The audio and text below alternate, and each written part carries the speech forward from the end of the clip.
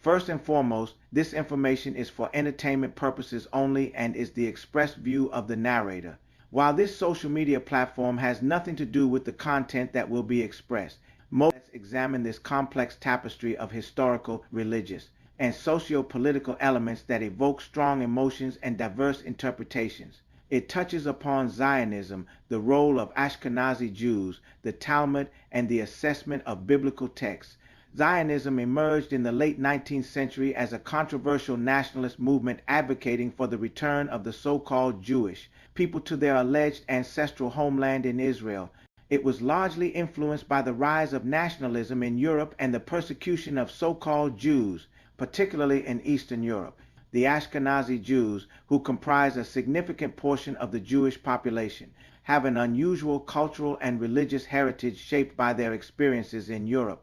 The Talmud, a central text in Rabbinic Judaism, serves as a compilation of so-called Jewish law and tradition, but interpretations can vary widely among different Jewish communities. The claim that Mary, the mother of Jesus, played the role of a harlot is a provocative statement that stems from certain interpretations of biblical texts and early Christian writings.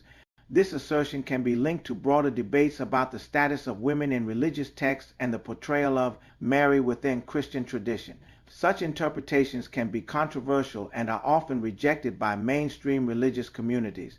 References to Revelation 2-9 and 3-9, which mention a group claiming to be Jews but are labeled as the synagogue of Satan, have been historically analyzed to determine that there are some charlatans claiming to be the people of the book yet are liars and are not. These verses reflect the tensions within early Christianity and the Jewish community, particularly as the Christian faith was establishing its identity separate from Judaism.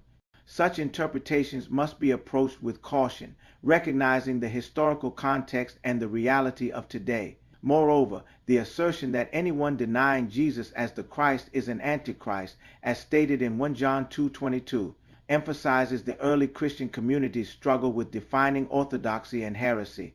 This notion can lead to exclusionary practices and has historically contributed to divisions between different faiths. In conclusion, examining these themes involves navigating sensitive historical narratives and theological interpretations. It's crucial to approach such discussions with an understanding of the complexities involved, recognizing the scholarly examining and the importance of interfaith dialogue.